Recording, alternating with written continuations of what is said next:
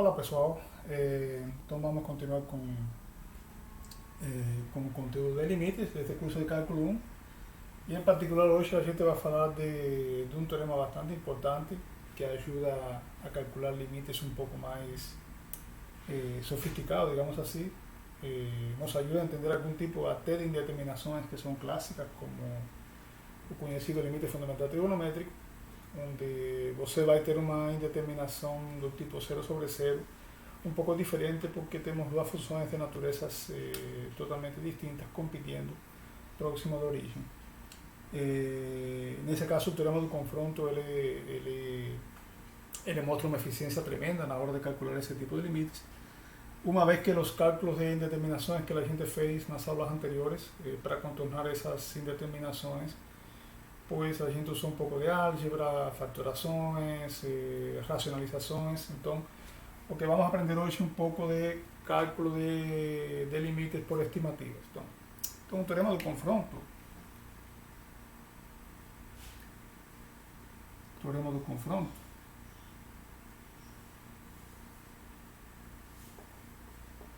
Ele é um teorema que calcula limites de uma função quando x vai se aproximando de um ponto por comparação com outras duas que são mais simples do que essa. Essa é a ideia fundamental.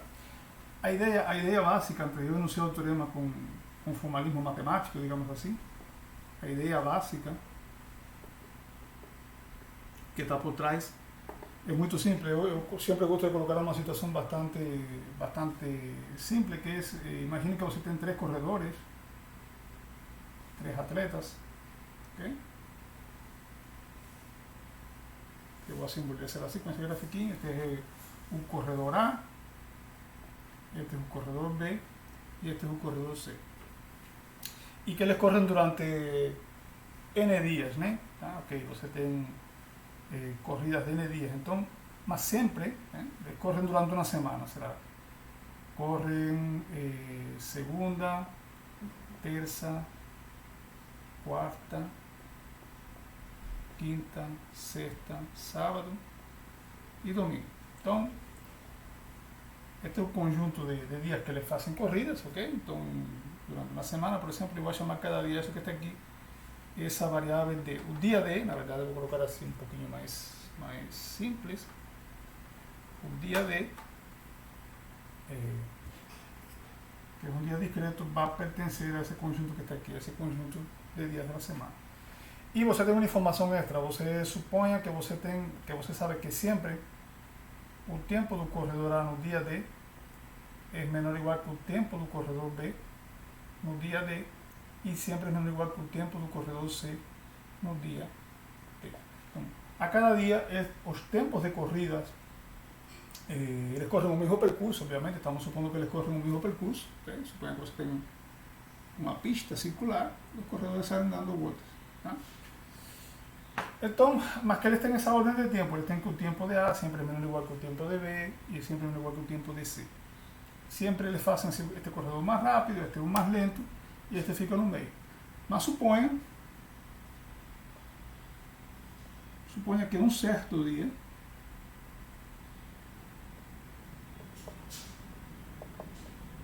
eu vou chamar de estrela, o corredor mais lento consiga igualar o tempo de corrida com o corredor mais rápido. Então, suponhamos que um certo dia de estrela acontece que o tempo de A em D estrela coincide com o tempo de C nesse dia de estrela. Bom, com esta hipótese que está aqui, supondo que isso acontece, o corredor que sempre é um pouquinho mais rápido que A e é um pouquinho mais lento que B, está forçado, bom, se estes tempos se igualam e valem, digamos, um número alfa, então o que podemos concluir disso aqui é que isto implica que o tempo de corredor que está no meio, nesse dia específico, também tem que ser exatamente igual a alfa. Então o teorema do confronto, ele está baseado nessa ideia muito simples, só que a variável que estamos tomando aqui é uma variável discreta. O sea, D é discreto. Então, o teorema do confronto carrega essa ideia bem simples aqui que eu coloquei para vocês, dois corredores, só que ele vai para um mundo contínuo, ele vai para um mundo das funções, Entonces la variable que la gente va a ser envolvida va a ser la variable que la gente va a tener envolvida va a ser la variable x de una función real, la vizinhança de un punto x0 de interés. Então eu vou anunciar matematicamente agora o que diz o teorema do confronto e em seguida vamos a dar uma ideia de por que isso funciona. A ideia é muito simples, essencialmente isso que está aí. E a partir daí a gente vai ver alguns exemplos de aplicações. Em particular, eu vou falar um pouquinho hoje de limites de funções trigonométricas que temos feito muito pouco sobre elas. Né? Vamos lá, então, de volta aqui. De volta aqui, a gente trabalha com o confronto é baseado em três funções, então sejam f, g e h, funções definidas em um intervalo que eu vou chamar assim, em A, como sempre, A x0 união x0b. Então, na verdade, não preciso, posso ter estas funções definidas em todo intervalo, na verdade, em AB, em um intervalo que eu vou chamar de B. Esse intervalo pode ser menos infinito B, A infinito, pode ser infinito, etc. Com x0 que pertence a esse intervalo. Okay? E além disso, temos algumas hipóteses. Okay? Além disso,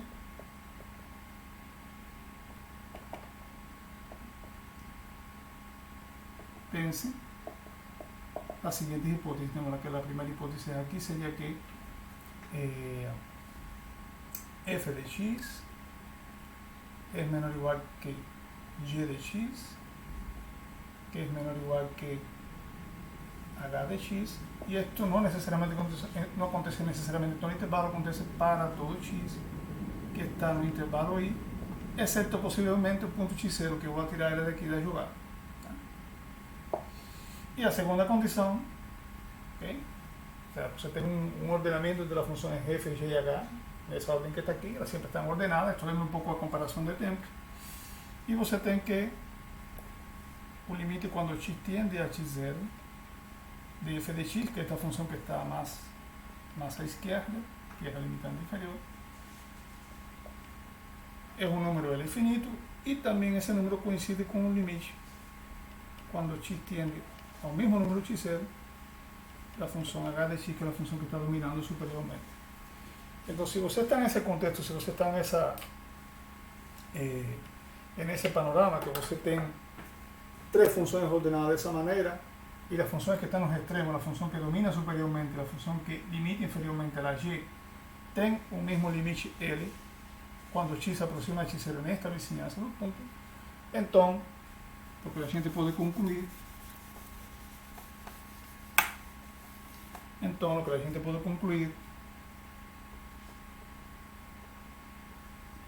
es que existe o limite quando x tiende a x0 da função que está no meio, que é a função g de x, e além disso, e vale que esse limite quando x tiende a x0 de g de x também coincide com o número L que está aí, que é o limite da função extrema. Isso tem. Acontecendo as coisas, a função está forçada até o limite, e esse limite não pode ser qualquer coisa, esse limite tem que ser exatamente o próprio número L que atendia ao limite das funções laterais. Bom, então, graficamente, é muito simples de ver uma ideia de por que o teorema do confronto funciona. O que eu vou fazer aqui agora é dar uma ideia graficamente de por que esse teorema funciona bem. Então, você tem aqui um sistema cartesiano, por exemplo, e você pode ter o x0 aqui, por exemplo. Bom, e aí você pode desenhar a função que está no meio, inclusive lo que passa no ponto não me interessa. Não? Eu posso ter que essas funções estão tem essa estrutura de bolinha aqui no ponto, elas poderiam nem estar definidas, que isso não é tão importante. Então aqui você tem agora aqui a função f, que está abaixo, e a gente chega, faz isso, por exemplo. E aí você tem a função g, que está por cima, h, que está por cima. Então esta é a função y igual a f de x, e esta é a função gráfica da função y igual a h de x. Tá? Bom, e aqui, bom, essa desigualdade ela precisa ser satisfeita, ou seja, as funções têm que estar ordenadas em torno de um intervalo que eu posso notar assim. Então este aqui realmente seria o intervalo, este seria o ponto A, este seria o ponto B. Digamos que onde estou interessado, sempre é local. Local em torno do ponto x0. Bom, e que acontece com a função g? A função g pode ser uma coisa que não me interessa o que passa fora do intervalo, mas pelo menos dentro do intervalo ela passa a estar. Depois ela pode fazer o que ela quiser. Então, o que me diz a hipótese que eu estou colocando aqui para o teorema do confronto? Que dentro do intervalo AB, dentro do intervalo AB, esta função que está aqui em vermelho, que é a função y igual a g de x, esse gráfico que está no meio, ficou ordenado entre as funções h de x que está por cima e f de x que está por baixo. Na medida que você foi andando, na medida que você foi se aproximar, que você foi andando para o ponto x0, estes gráficos extremais que contém o gráfico em vermelho que está aqui, que é o gráfico da função g, se foram aproximando do mesmo número L, que é o limite de ambas as funções. Então, a função que está em vermelho, o gráfico da função g igual a g de x, não teve jeito, ele teve que ir convergindo exatamente para o mesmo número. Por quê? Por essa imposição de ordem dada para funções extremais. Então, esse é um teorema muito importante. É um teorema muito importante, por quê?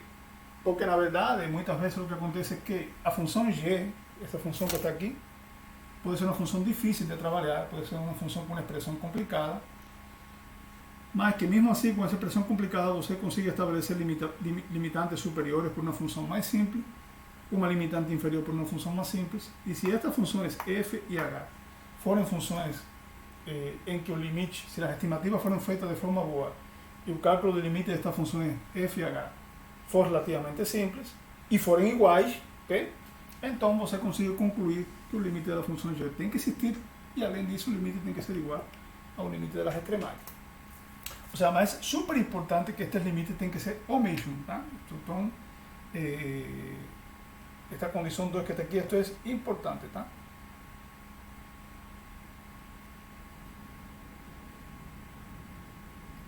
Muito importante, a gente não pode obviar isso que está aí, porque isso é o que está garantindo esta condição de confronto da função que está limitando inferiormente, confronto da função que está limitando superiormente, e cada vez elas vão ficando mais próximas do número L e, consequentemente, o gráfico em vermelho se vai aproximando mais do número L. Então, assim, é um teorema que intuitivamente, graficamente, dá para você entender o que está se passando. E o que eu quero fazer agora, nos próximos exemplos, é usar esse teorema tal e qual está aí, para inferir algumas aplicações, sobretudo nas funções trigonométricas. Então, esse é o próximo passo que eu quero fazer agora. Usar o teorema do confronto, que tem essa estrutura boa que está aí, para estabelecer algumas aplicações. E as primeiras aplicações são bem simples de você ver geometricamente porque que elas deveriam de valer, mas a gente vai fazer uma justificativa um tanto rigorosa, digamos assim, usando esse teorema que está aí, que é o teorema do confronto. Tá certo? Então, ok, agora eu vou apagar.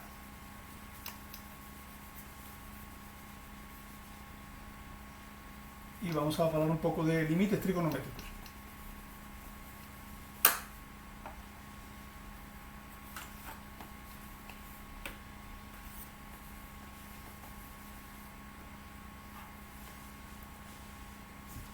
Então, vamos falar um pouco de limites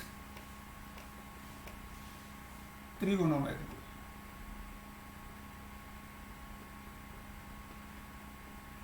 Bom, então, vou lembrar das funções básicas da trigonometria, que são as funções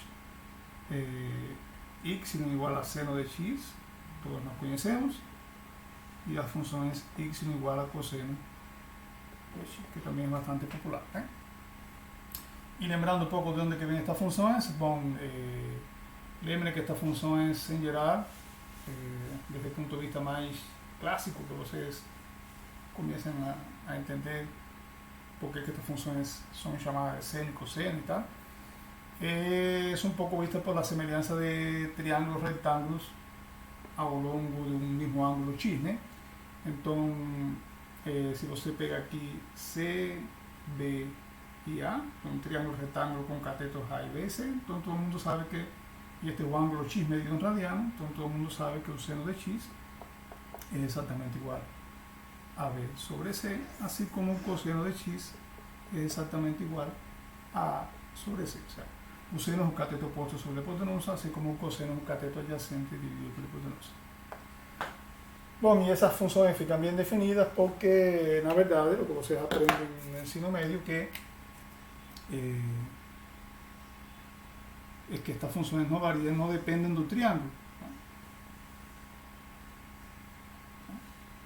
Si você prolonga ese triángulo para un triángulo rectángulo mayor sobre el mismo ángulo x agudo aquí, voy a pensar que x es mayor que 0 y menor que pi sobre 2, a facilitar mi vida por enquanto. Después ela se extiende, esas funciones son extendidas a todos los ángulos del círculo. Bueno, eso ya es bastante conocido por vocês. Entonces, vocês saben que esto no muda porque, por semejanza de triángulos, este nuevo cateto que está aquí, que voy a llamar de B-TIU, y este nuevo cateto que está aquí, que voy a llamar de A-TIU, establecen la misma promoción. Entonces, y este nuevo hipotenusa que está aquí, que la gente va a llamar de C-TIU, entonces todo el mundo sabe que A-TIU sobre C-TIU es igual a A sobre C, así como B-TIU sobre C-TIU es igual a B sobre C. Entonces, y eso establece una buena definición para el seno y el coseno de ángulos a través de un triángulo rectángulo. En esa estructura invariante, no depende del triángulo y depende de esas relaciones de semejanza que tienen, de esas proporciones que se mantienen invariantes para triángulos semejantes, para triángulos rectángulos cualquiera sobre un mismo ángulo. Ok, entonces lo que eu quero provar para vocês hoje, então esto me faz temos um bom desenho destas funções no ciclo trigonométrico. Então, todo mundo já conhece bastante as propriedades dessas funções. Estou lembrando aqui, não estou querendo dar uma aula de trigonometria agora, obviamente, mas esto me faz pensar que podemos lembrar que uma boa representação trigonométrica da função trigonométrica é feita no círculo trigonométrico unitário. Vamos fazer um circulinho aqui. Okay? E obviamente é um círculo, vou pegar um círculo de radio 1. Bom, e de acordo com esta história aqui do triângulo retângulo, que a gente sabe que se você pega um ângulo x no círculo trigonométrico, este segmento que está aqui corresponde realmente ao coseno de x, y este segmento que está aquí, ese segmento vertical, corresponde exactamente al seno de x.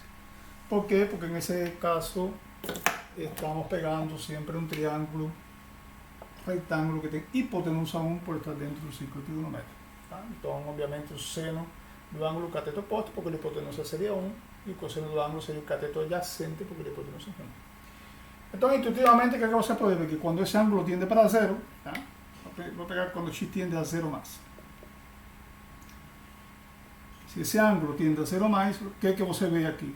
Si você baixa un poquito ese ángulo, si você comienza a hacer la descida de ese ángulo, si você comienza a disminuir, ¿qué comienza a hacer? Un segmento perpendicular desce y un segmento horizontal se aproxima cada vez más de 1.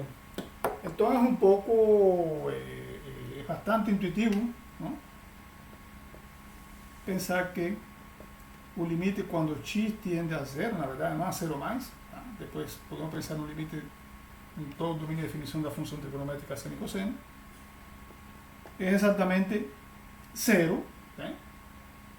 O sea, que el seno de un segmento perpendicular va descendendo a medida que você diminui o ângulo, que é exatamente igual ao seno de 0. Okay? E o limite, quando x tende para 0, do cosseno de x, é natural que seja 1, que é a mesma coisa que o cosseno de 0. O sea, ambas as funções parecem ser que a gente pode, do mesmo jeito que a gente fez para polinômio, pode calcular o limite quando x tende a 0. Vou ver esse mansinho aqui.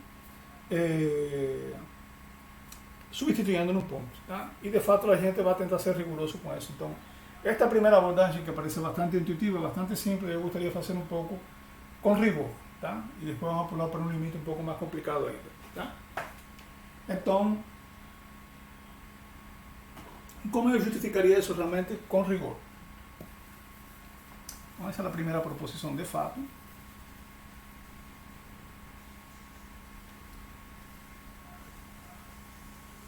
Essa é a primeira proposição de fato. E a gente vai entender por que o teorema de confronto ajuda muitas vezes a calcular limites menos claros. Né? Bom, se bem que este é bastante intuitivo, tá? O próximo que vem, que é o limite fundamental trigonométrico, realmente é um limite mais difícil, onde o teorema de confronto ganha uma aplicação mais lúdica, digamos assim.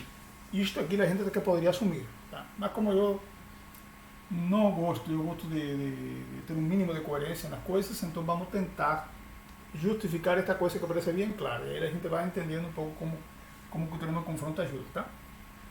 Então, na verdade, a primeira proposição que eu quero provar hoje é exatamente essa. Valem as seguintes afirmações.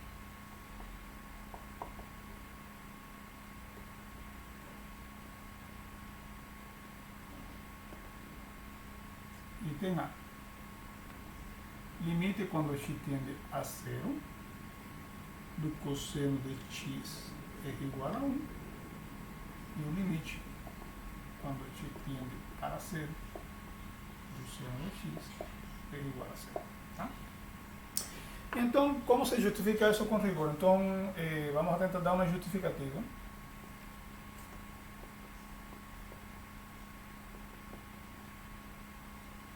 Com um certo rigor. O que significa com um certo rigor? É o que eu vou fazer aqui no quadro agora.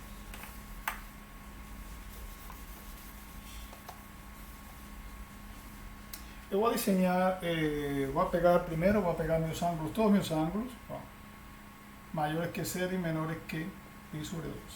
Vou pegar ângulos agudos e a conta vai se qualificar depois para ângulos que estão no quarto quadrante. Okay? Então, vou fazer de novo um desenho do círculo trigonométrico.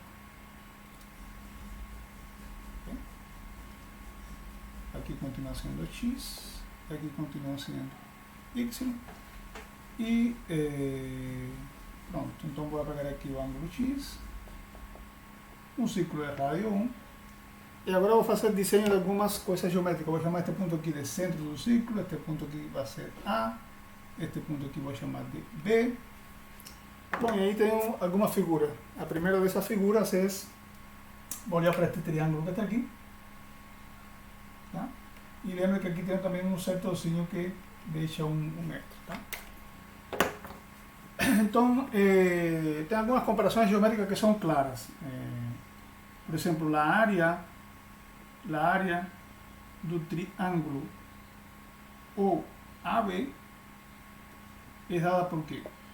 A área do triângulo OAB é dada por quê? Vou fazer essas contas que está aqui para clarificar. A área do triângulo OAB é exatamente este lado, é OA vezes OB dividido por 2 pelo seno do ângulo compreendido. Essa é uma maneira de calcular a área de triângulo quando você tem dois lados e o ângulo compreendido. Ok, então, na verdade, OA é 1, OB é 1, porque o círculo é rádio 1, então isto na verdade é seno de x dividido por 2. A área, eu posso olhar também pela área do sector circular. OAB B. Y voy a llamar así para indicar que es el área de un sector circular. La área de un sector circular sobre un ángulo, el área de un sector circular dentro de un ciclo que está sobre un ángulo x, ¿cómo se calcula? Bueno, es exactamente x sobre 2. Ciclo de radio 1. Tá? De fato, se o ângulo desse a volta toda, se o ângulo fosse 2π, 2π sobre 2 seria π, e a área de um ciclo de radio 1 é π. Essa é a definição de π, por exemplo. Essa pode ser uma definição de π. Π é um número que obedece à área de um ciclo de radio 1. Ok, então, por outro lado, o que você sabe? O que eu sei é que eu tenho que exatamente que a área desse triângulo que está aqui, esse triângulo que está aqui dentro, é menor que a área do setor circular, porque o setor circular ainda tem essa sobrinha que está aqui. Então, o que você sabe é que seno de x sobre 2 é menor que quem? É menor que x sobre 2. E, además de isso, você sabe que o seno de x, como estamos com um ângulo agudo, é maior que zero, né? Tá? Esse cateto oposto que está aqui em cima. Tanto é positivo que estou com um ângulo agudo. Bom, então, reparem que o que eu consegui aqui, se eu multiplico por 2 essa equação, eu tenho que multiplicando por 2 isso dá 0, é menor que seno de x e é menor que x. Então, reparem, estou com x entre 0 e π sobre 2, tudo bem. Eu obtive uma desigualdade muito interessante, porque o seno, que é uma função trigonométrica, está dominado superiormente por um polinômio, que é x, e está limitado inferiormente por uma constante, que é o zero. O que é que me diria o teorema do confronto? O teorema do confronto, então, se você aplica o teorema do confronto, aqui, você olha para como se tivesse esse zero que está aqui. Esse zero que está aqui está fazendo o papel da função limitante inferiormente, que eu tinha chamado de f. Este x que está aqui está fazendo a função que está limitando superiormente. E o seno que está aqui no meio faz o papel da função g, que é a que está realmente limitada superiormente por h e limitada inferiormente por zero. Como o limite, quando x tiende a zero positivo, de 0 é igual a 0, estou colocando 0 positivo porque estou com ângulos agudos, tá? Estou pensando com ângulos maiores que 0 e menores que π sobre 2. É igual a 0. E isto também é igual. E o limite quando x tiende a 0 mais de x, agora todo mundo sabe que o limite do polinômio x quanto é 0, então você tem que estes dois limites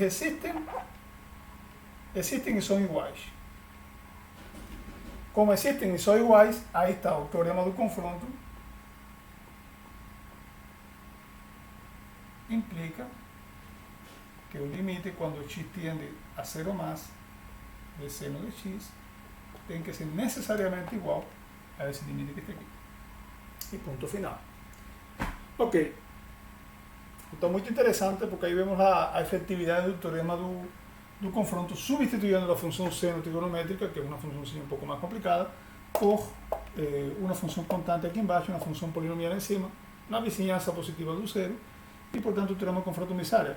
Se eu não entendo muito bem como funciona esse limite, é muito mais fácil calcular desse polinômio, dessa constante, mas como são iguais, não tem alternativa para o zero. Tá? Estos como son como los tres corredores, este es un corredor más rápido, un corredor más lento y este es el corredor que está en el medio, digamos así. Eso que están morando en un universo continuo, no están morando en un universo discreto. Muito bem, então você pode me perguntar, mas isso foi para o zero positivo, o que é que acontece com o zero negativo? Bom, aí você já pode aproveitar as propriedades trigonométricas da função seno. Quando você tem seno de menos x, é igual a menos seno de x. Bom, ok?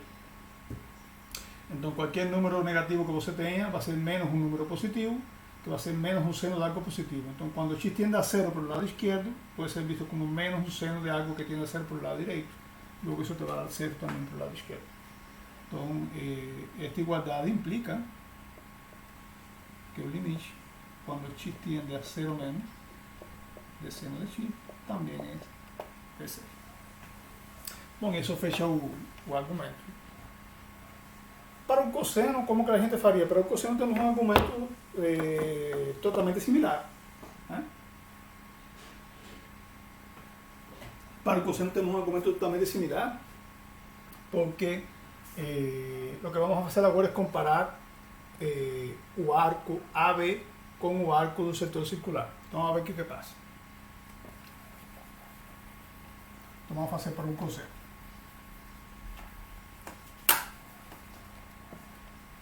Então, vou fazer aqui para pôr um pequeno quadro. Então, justificativa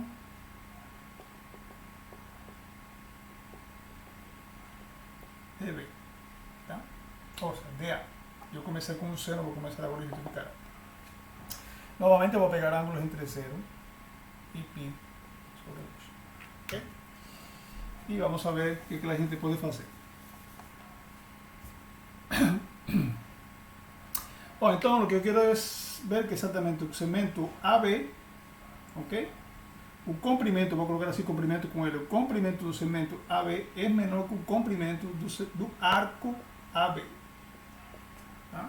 A linha reta no plano, o caminho mais curto entre dois pontos, a linha reta, portanto, o comprimento do segmento reto AB é menor que o arco que vai desde A até B para o círculo. Ok? Bom, e aí então você sabe que esse comprimento AB você pode ser calculado, conhece esse ângulo, conhece esse segmento que é 1, esse segmento que é 1, como você calcula AB. Esse comprimento que está aqui tem uma fórmula muito bacana, então a gente usa a lei de cossenos. Né? Então, lei de cossenos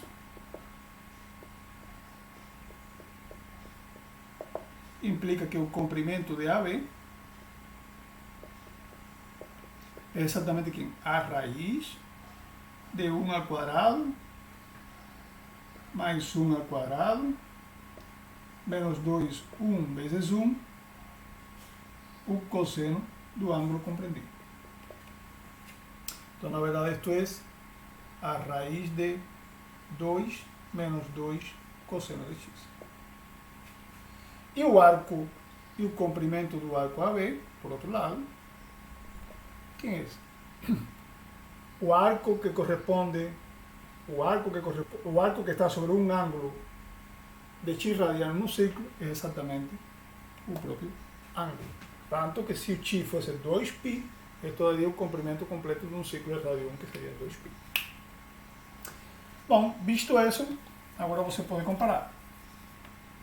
Então eu vou apagar um pouquinho aqui para ganhar um pouco de quadro. Visto isso, a gente pode comparar. O que você sabe? Você sabe que essa expressão que está aqui é menor que x. Logo, posso levar ao quadrado. Então, isto implica que 2 menos 2 cosseno de x é menor que x ao quadrado. Logo, que isto implica que 2 vai trazer esse x quadrado para cá, menos x ao quadrado é menor que 2 cosseno de x. E isto implica, por sua vez,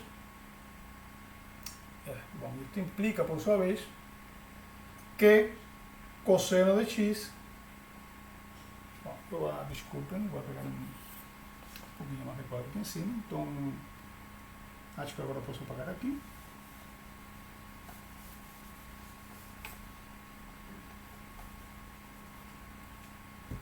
Isto implica então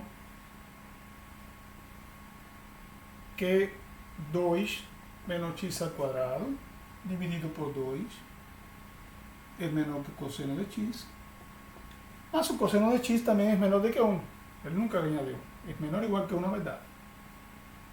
E isto vale para x maior que 0, x maior ou igual que 0, menor ou igual que π sobre 2. Tá? Assim, x maior que 0, menor que π sobre 2. Muito bem. Reparem que agora ganhei novamente a estrutura que eu tinha do teorema do confronto. Aqui embaixo eu tenho uma função que eu posso chamar de f de x, que é esse polinômio que está aqui. E aqui superiormente eu posso ganhar essa função, que é a função identicamente igual a 1, que eu posso chamar de quem? De h de x. Vou chamar assim.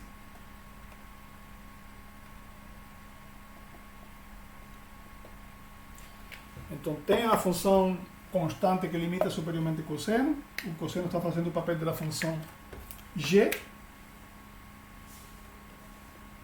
G está controlada por H, G domina F, em termos de comportamento local. Bom, então, basta checar o limite desse polinômio, basta checar o limite dessa constante. Se essas funções extremas tiverem o mesmo limite e for 1, então o cosseno não tem outra alternativa, tem que ser 1.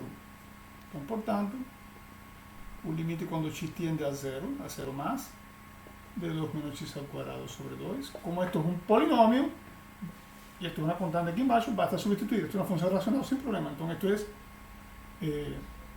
2 menos 0 sobre 2, que es exactamente 1.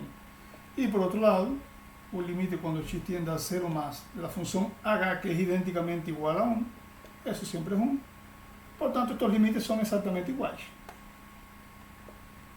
Como estos límites son iguales, o teorema de confronto garante, novamente,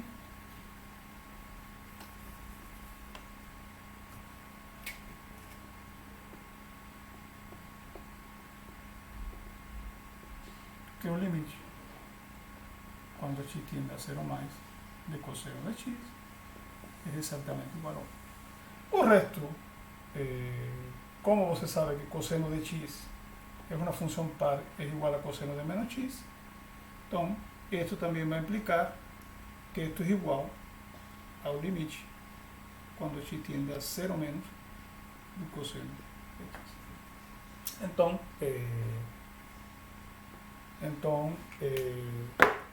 esta é uma ideia bastante, assim, com certo rigor, de que prueba que las funciones trigonométricas básicas seno y coseno en un punto cero pueden ser calculadas, por lo menos en un punto cero pueden ser calculadas por simple sustitución. Seno de 0 que é 0, coseno de 0 que é 1. Ok? E agora a gente vai para um limite um tanto mais delicado, que é o que a gente chama de limite fundamental trigonométrico. Então, isso é realmente bem interessante. E o próximo passo, como outra aplicação importante do teorema do confronto. Ok. Então, continuamos.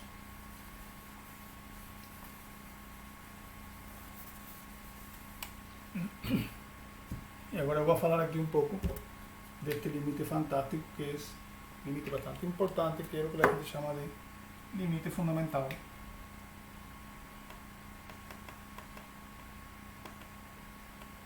trigonométrico.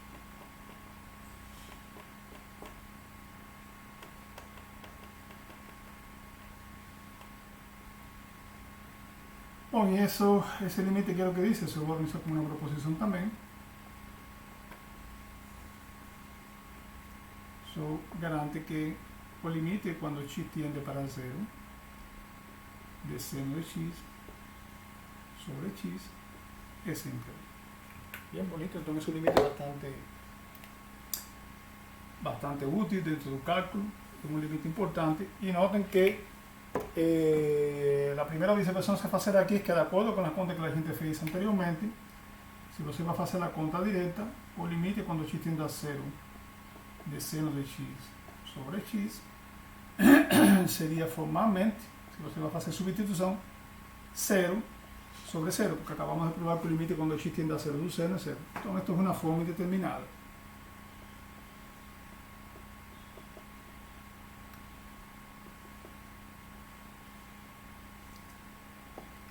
Quando é uma forma indeterminada, então você diz, bom, como eu elimino, como eu sei verificar que isso é de fato 1? No es tan simple como las otras, porque você tem exactamente esa competición aquí, próximo de 0, de dos funciones que tienen naturaleza bastante distinta. Es una función que es de naturaleza polinomial y que tiene una función trigonométrica. Entonces no es claro, aquí no tiene un producto notable muy claro por trás para hacer simplificaciones, racionalizaciones. Entonces nuevamente lo que la gente va a hacer es apelar para ese argumento geométrico que está ahí. Yo voy a aprovechar esa figura del ciclo que tengo aquí en un cuadro, y con un poco más de geometría incorporada a ese ciclo unitario, la gente consigue probar de fato que eso es verdad, y nuevamente a través del teorema de confronto. Ok, entonces yo voy a apagar estas contas aquí, y la única cosa que voy a hacer a ese ciclo unitario es acrescentar un diseño complementario. Okay. Lo que voy a hacer es lo siguiente, voy a pegar ese ciclo unitario y ahora voy a digitar, voy a pegar aquí voy a diseñar, disculpen, ese triángulo que está aquí fuera, A, O, A, B, C, y entonces este segmento que está aquí es tangente al ciclo, por tanto es perpendicular. ¿Tá? Então, na verdade, você vê no ciclo que você pode ver várias coisas. Este segmento aqui, num triângulo retângulo, cateto oposto sobre o cateto adjacente, é a tangente de x. Mas como esto vale 1 também, porque o ciclo é radio 1, então, na verdade, este comprimento que está aqui tem como comprimento a tangente do ângulo x, dentro do ciclo unitário. E, novamente, estou interessado em ângulos positivos menores que pi sobre 2, só para clarificar melhor as contas. Bom, então, a primeira comparação é um pouco clara, porque já eu tinha feito, na verdade, a primeira comparação eu vou um pouquinho mais rápido agora, porque é que a área do triângulo OAB, bom, essa eu vou fazer mais rápido, porque já tinha feito no exemplo anterior, é menor que a área do sector OAB. Bom, y lembre que esto daba exactamente que la área de AB era seno de x sobre 2, que va a ser menor que el área del sector AB, que era x sobre 2. Entonces, si você multiplica por 2 y divide por x, eso va a implicar, hay una ecuación por aquí que voy a llamar de i, dividiendo por x, multiplicando por 2, eso va a dar que seno de x sobre x es menor de que 1. Entonces guarda esa conchinha por aquí. ¿Certo? Por outro lado,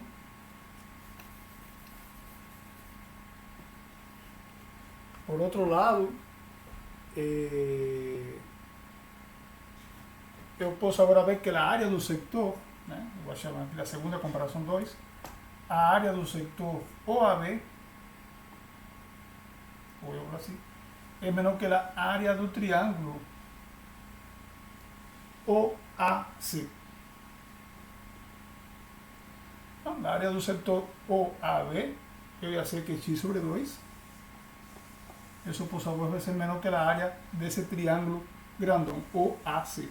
Mas esse é um triângulo retângulo que tem, que é retângulo aqui, portanto tem esse cateto, vezes esse outro cateto, que é a tangente, dividido por 2.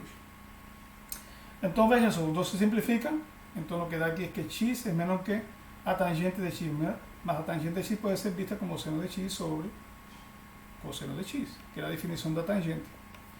E agora a gente pode multiplicar por cosseno, e temos a equação 2i, então cosseno de x vai ser menor que seno de x sobre x.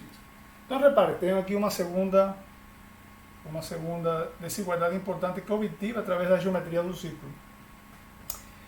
Estas duas desigualdades juntas me estabelecem a comparação seno de x sobre x é menor que quem? Que 1, por esse lado, mas maior que quem? Que cosseno de x pelo outro lado, para ângulos entre 0 e π sobre 2. Bom, então aí estamos nas condições de aplicar o teorema do confronto. Por quê? Porque consegui colocar o seno de x sobre x abaixo de uma função constante 1 e acima de uma função que é a função clássica cosseno de x. Agora, se estas duas funções tivessem o mesmo limite quando x tende a 0, acabou, porque o trabalho é feito pelo teorema do confronto. Então aí que está. Agora você pode apagar aqui.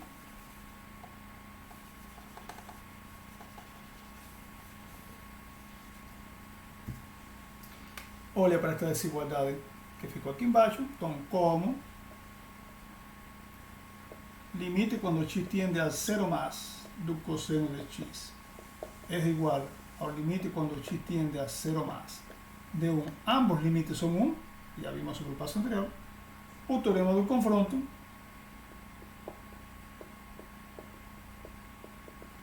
implica que o limite quando x tiende a 0 mais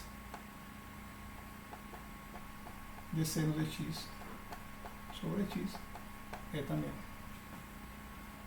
Quando você vai para 0 menos, eh, es análogo porque você sabe que seno de menos x sobre menos x es igual a menos seno de x sobre menos x, que es lo mismo que seno de x sobre x. En otras palabras, un seno de x es una función que es una función par, por tanto, lo que está aconteciendo para la derecha es lo mismo que está aconteciendo para la izquierda. Entonces, no tenemos ningún problema de reducir o caso limite lateral izquierdo pelo cero ao limite lateral direito. É essencialmente a mesma coisa. Bom, então esse é o limite fundamental trigonométrico. Ele é bastante importante, bastante popular dentro do cálculo. E o que eu queria fazer agora para encerrar esta aula é para fazer algumas continhas onde a gente pode usar esse limite fundamental trigonométrico agora à vontade. Tá? A gente pode usar ele à vontade em outros exercícios um tanto mais complicados que também envolvem funções trigonométricas. Então vamos lá, vamos fazer um exemplo de aplicação.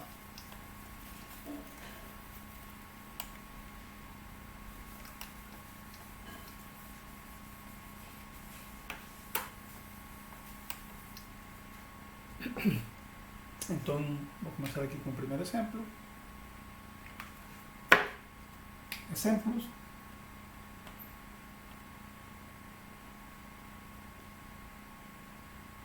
Exemplo 1, exatamente o limite quando x tende a zero de 1 menos cosseno de x dividido x ao quadrado. Se você faz a conta direta por substituição, temos problemas. Obviamente vamos a ter problemas porque 1 menos un coseno de 0 es 1, entonces esto es 1 menos 1 sobre 0, que es la misma cosa que 0 sobre 0. Entonces estamos con problemas. Es una forma indeterminada tipo 0 sobre 0. Entonces, ¿qué la gente puede hacer? Lo que la gente puede hacer es tentar transformar un poquito esa función. Entonces, 1 menos coseno de x sobre x al cuadrado. Bueno, una manera de procurar o seno es usar las entidades trigonométricas clásicas. Entonces, una cosa que yo puedo hacer aquí, sin prejuicio nenhum, es multiplicar por 1 más coseno de x en cima y embaixo. Lembren que no fiz nada porque este termo que está aquí es exactamente igual a 1. Entonces no fiz nada, multipliqué por 1. Mas eso ayuda bastante porque una vez que você faz eso, ahora multiplica numerador con numerador. Entonces esto es 1 menos coseno de x vezes 1 más coseno de x sobre x cuadrado por 1 más coseno de x. Bom, e seguimos fazendo contas. Agora eu vou apagar aqui o lado direito do quadro.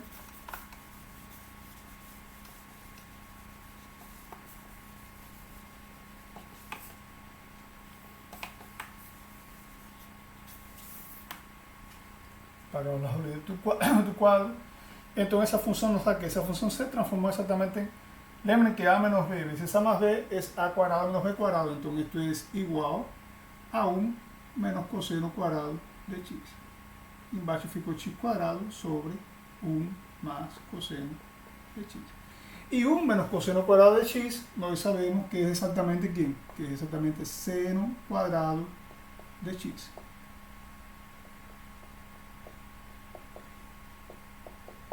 Lembrando que seno cuadrado más coseno cuadrado es 1, por tanto daqui eu desprendo esta.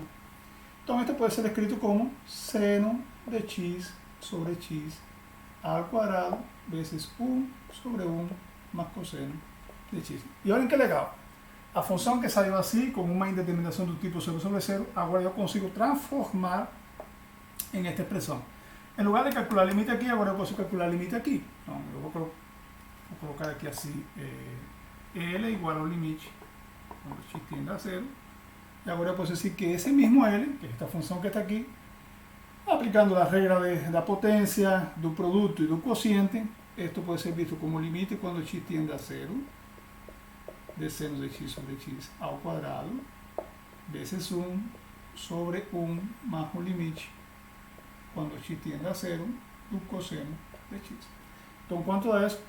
O limite fundamental trigonométrico me dice que esto es 1 ao quadrado vezes 1 sobre 1 mais 1. Por tanto, todo esto da quanto? 1 medio. Então, aqui fechou nosso exemplo de limite. não sei que tudo fica bem lógico, né? A ideia aqui foi eliminar a indeterminação fazendo esse truque algébrico de multiplicar pela expressão conjugada de 1 menos cosseno de x. Para quê? Para procurar essa diferença de quadrados aqui. E essa diferença de quadrados se conecta automaticamente com uma identidade trigonométrica bastante útil. E bom, e agora todo ficou no contexto do limite trigonométrico. Já vemos que no final das contas isso era um meio. Isso é um exemplo bem bacana, porque não é muito claro que isto possa ir para um meio, se você não tem conhecimento de outras coisas, tá? De acordo com o conhecimento que nós temos aqui até agora, nesse curso, é uma maneira bastante elegante de você ver uma indeterminação de natureza trigonométrica sendo contornada pelo limite fundamental trigonométrico que a gente usou o teorema do confronto através das propriedades geométricas do ciclo. Então, muito legal. Bom, eu gostaria de fazer mais um, né? E depois no final vou deixar um exercício para vocês que vocês tentem trabalhar para aproximar o teorema do confronto. Então eu vou ver mais um limite desta geração. Aqui é o segundo exemplo.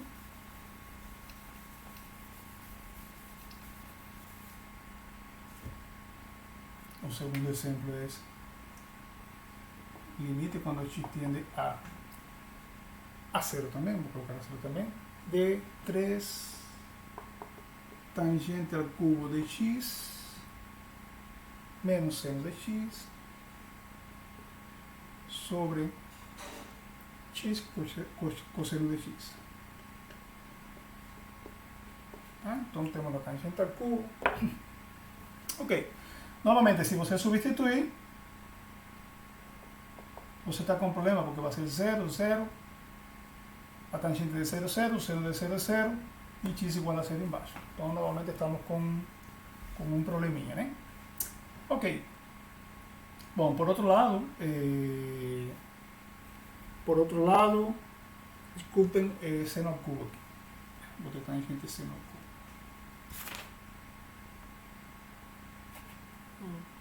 Isso.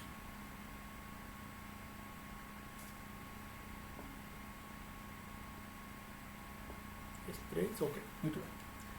Bom, então, o que a gente pode fazer? A gente pode automaticamente ver aqui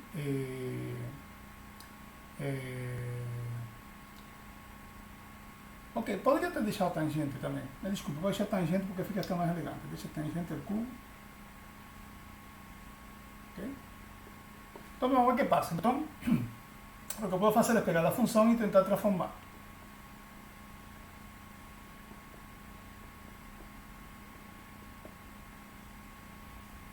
Vou chamar esta função, vai aliviar um pouquinho o quadro, então vou chamar esta função que está aqui de f de x. Só para aliviar um pouquinho. Então f de x é quem? Seria 3.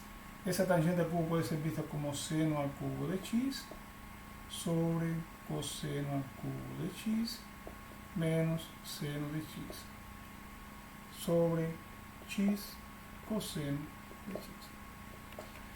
Quando você tira como um denominador em cima, esto ficou 3. Você pode tirar como um denominador aqui, seno ao cubo de x.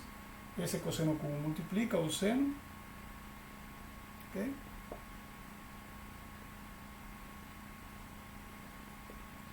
E ele passa a se juntar com o denominador. Portanto, esto passa a ser x. Um cosseno cubo que passa aqui para baixo seria cosseno 4 de x. Muito bem.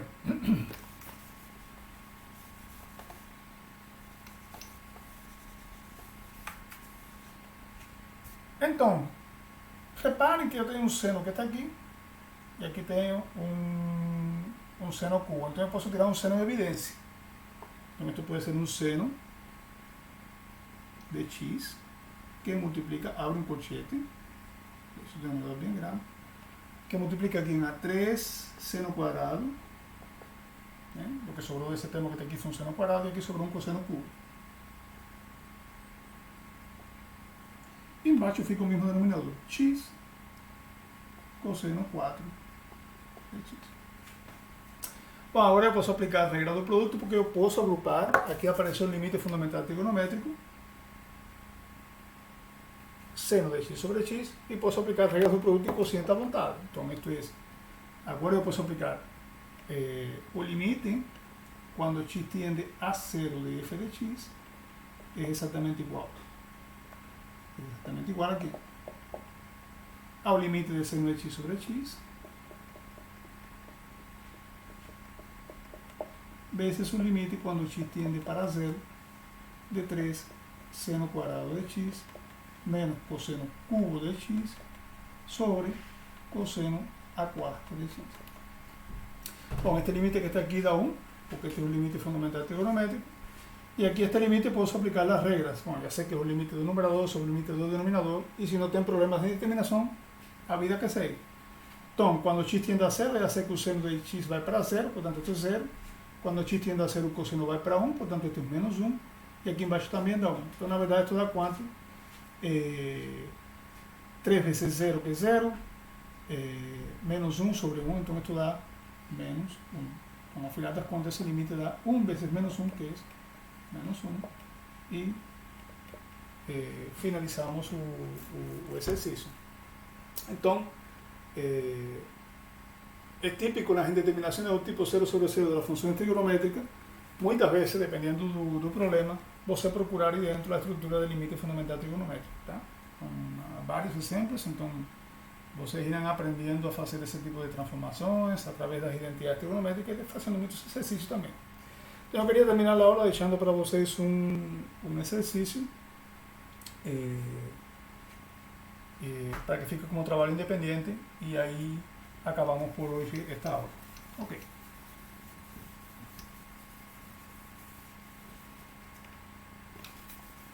Exercício.